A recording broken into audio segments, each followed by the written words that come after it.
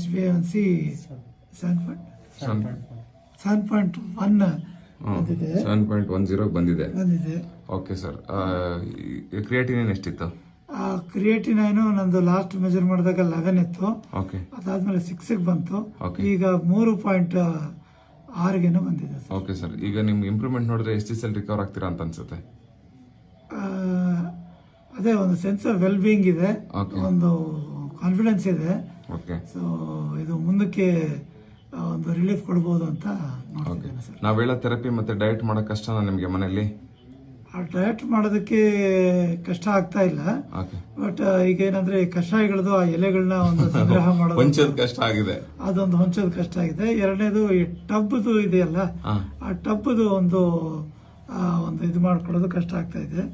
so ಅದಕ್ಕೆ ಏನಾದರೂ ಈಗ ಯಾಕಂದ್ರೆ ಅದು ಆಕ್ಚುಲಿ ನಾವು ಸಿಟ್ಟಿಂಗ್ ಪೊಸಿಷನ್ ಅಲ್ಲಿ ಈ